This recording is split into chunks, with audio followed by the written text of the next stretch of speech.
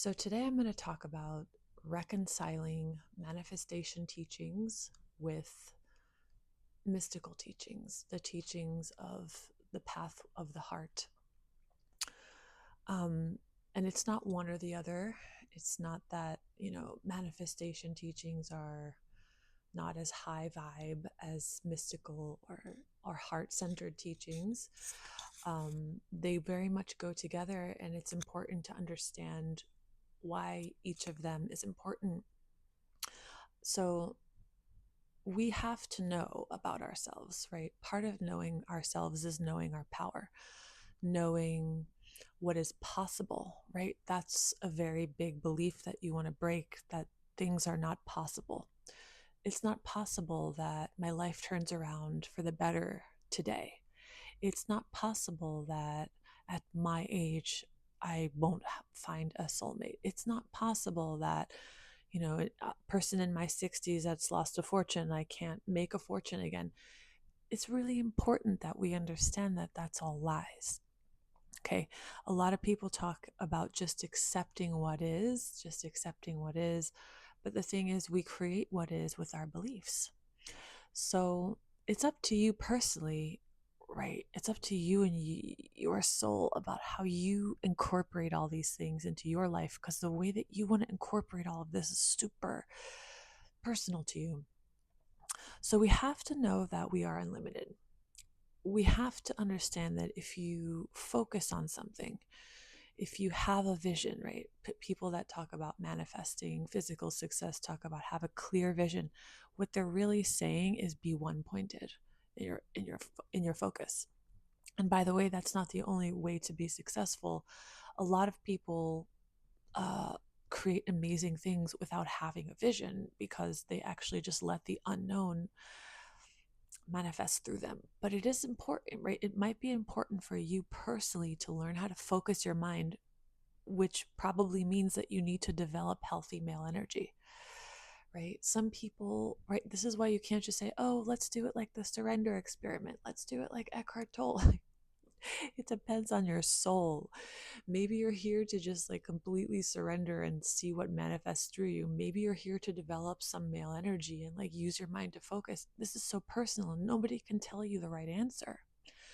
So manifestation teachings are important because that's part of the self-knowledge, like part of understanding who you are at a fundamental level is that you are unlimited intelligence and you are the substance that creates the universe. So if you understand how to focus your mind, of course you can create anything. And you know what? Knowing that, for the most part, I say for the most part, reduces violence in the world, because so much violence and chaos in the world is created because people don't think that they can have what they want. People don't think they deserve what they want. I'm going to give you a very powerful example of this. In my work that I do, I have discovered that something like bipolar disorder, as so called by, right, the conventional doctors, it can be caused by a belief that I cannot have what I truly want. How can that cause bipolar disorder? Well, if I don't believe I can have what I want, I might settle for a partner that doesn't treat me very well. Then I'll hate myself for it. Then I will take my aggression out on them. Then I'll feel guilty about the aggression I take out on them. So then I'll try to please them and soothe them and make up for my aggression by being a people pleaser. Do you see how that works? Okay. So beliefs are very important, and your beliefs create your reality. It's extremely important. But here's the thing: no matter what you create, you can focus your mind on $100,000 a month in a business. You can focus your mind on creating a house. And that's all very fun, especially after you really open the heart. But if your heart is not open, nothing you create will make any fucking difference for you in your life, in the way that you feel, because you're the same vessel. If I don't open my heart, if I don't have more compassion, if I am not more loving of myself and others, if I am not more deeply at peace, if I am not whole, wherever I am not whole, and I receive more energy in my life, whether it's more money, more opportunities, more friends, whatever my vessel is will just be amplified. So if I am a paranoid person and that then I get rich, I'm going to be really fucking paranoid, right? Unless I alchemize the paranoia. So working on the vessel has to be the most important thing. Now, people can get lost in that. People can get lost in that and self-righteous about that and not focus on the external world, not because really they don't believe they even deserve what they want, so they don't bother focusing on anything. So you have to know within that manifestation teaching, you have to for sure have a belief system with circuitry surrounding what you believe you deserve. So, for example, if you don't believe you deserve love, you will choose people that treat you badly. If you don't believe you deserve to be compensated for energy that you give out, even if it's just being a loving presence in the world, you should be compensated. You should be compensated. There should be circuitry. If you are a giver that gives from an authentic place without an agenda and you do not receive, you're not taken care of, right? You feel like you're in fight or flight. You're not receiving opportunities or money or whatever the case may be.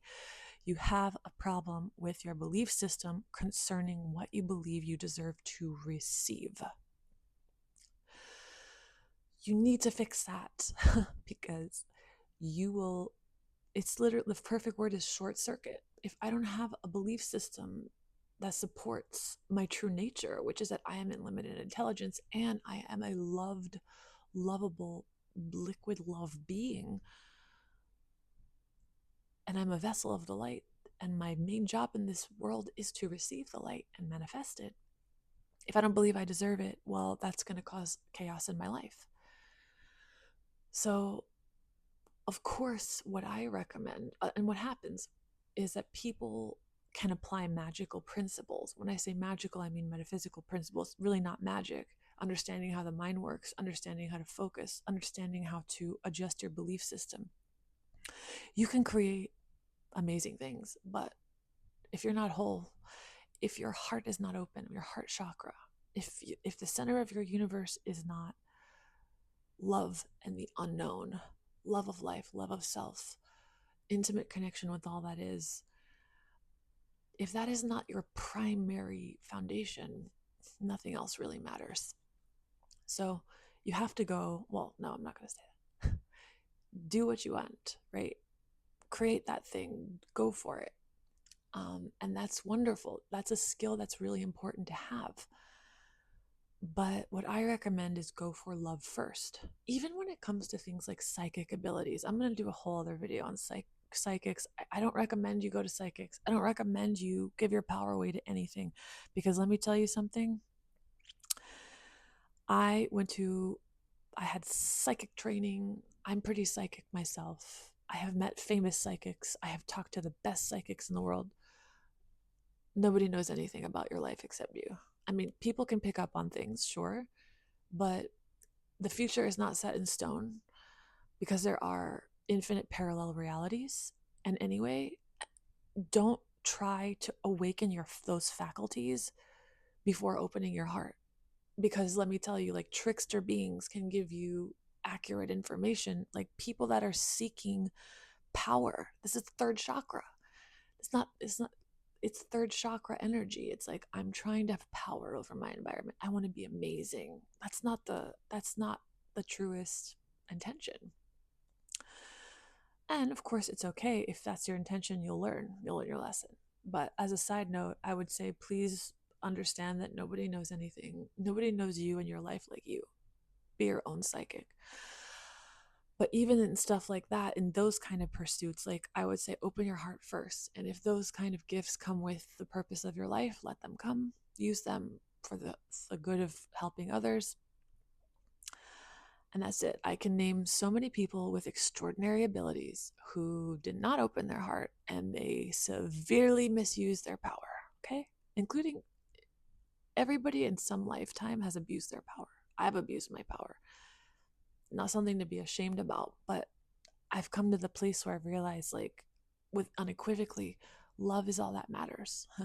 Love is all that matters. So you want to awaken the heart first, because also if you find a relationship, the difference between a relationship with someone that has an open heart and not an open heart is like heaven and hell for me. Like, because somebody who hasn't opened their heart, it's like all they know is taking. All they know is, what can you do for me? What can you do for me? What pleasure can you give me? What can you give me that my childhood didn't give me? And by the way, that's all of us, right? That's what we are in relationship. Expectations, demands, projections. If you don't open your heart, you're not actually in a relationship. You're in a relationship with your own projections and shadows, which is good. There's a divine purpose for every kind of relationship at every stage of consciousness. But my point is, these two things are reconcilable. Open the heart first. That's my most sincere recommendation.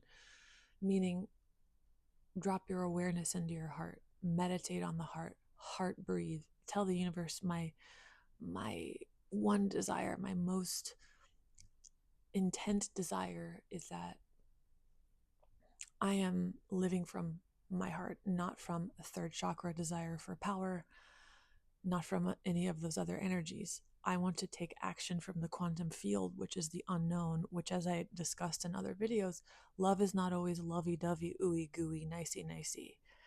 Taking action from the quantum field is that exactly that which is needed. Firmness, softness, a mixture of the two, a blend of the male and female. So, to sum it up, these teachings go together. You need to understand your power. Because a lot of times people that focus only on love, they leave out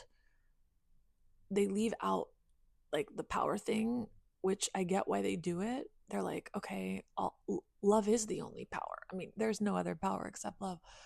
But then what I see is that people that they misunderstand what it means to open the heart, and they don't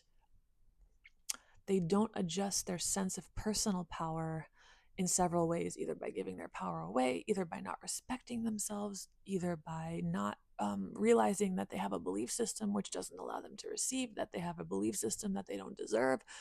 So you have to adjust it. You have to do all of this to have circuitry with the universe.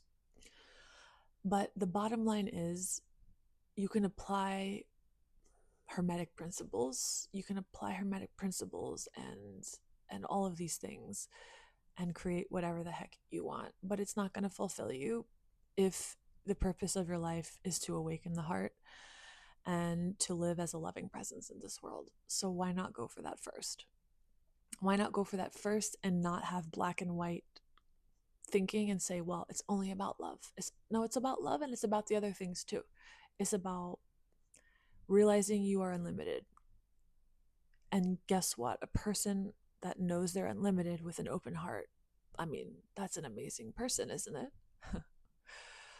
So I think people tend to it's like politics now. It's like one or the other, black or white. No, it's not like that.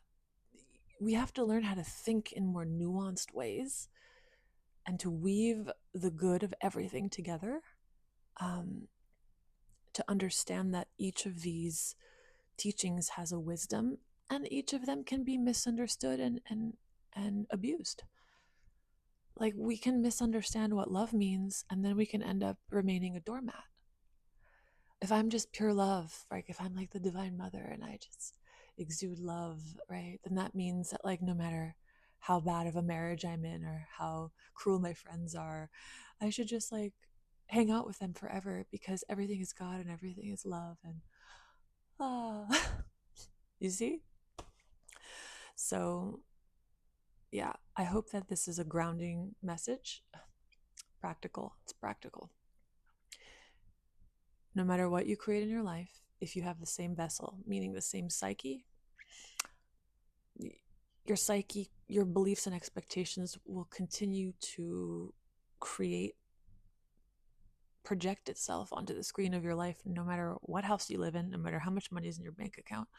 And in fact, the more The reason why people say you are super blessed if you do a lot of internal work before you receive a lot of energy in your life, whether it's a lot of money, whether it's a lot of whatever it is, because energy simply amplifies whatever's already there. And of course, remember at the same time, people can tend to become obsessed with inner work and neglect that part of the reason why you are here is to share yourself, is to create. Part of the nature of God, you are God, you are love, and you are creative. You are infinitely loving and you are infinitely creative. What is there left to do after you realize the self and that process of transfiguring the psyche, which is probably never done, but it's automatic. It's automatic. Like, I wouldn't say it's ever finished, but it's automatic. Once you open the heart has a gravity to it where anything that is not like itself, anything that is not love, gets sucked up and changed automatically without effort. That's how you know it's open. You don't have to try to be less deceptive, because as soon as you tell a lie, your soul's going to let you know, and the heart's going to be like, no, we got to change that. Okay. So we are here to share, right? It's not this or that. It's not one or the other. Whatever you create, where is it coming from? Where is it coming from? I hear a lot of, in the spiritual business world, I heard a good line the other day. It's like, oh, if people don't want to accept this opportunity, maybe their nervous system cannot handle this kind of the opportunity for this kind of wealth. And while there's truth to that idea, like, well, people do say no to things that they don't believe they deserve, and therefore their belief system doesn't support maybe the feeling of wealth, but it's also manipulative to tell people that, because sometimes if they say no to something, it's their intuition saying, no, that's not right for me. So like these ideas that are true can be manipulated from a place of not love, right? So we have to have discernment. So yeah, I hope I got this message across in a clear way. This is my parting message before I go away. I hope this is helpful, and I hope you have a beautiful day.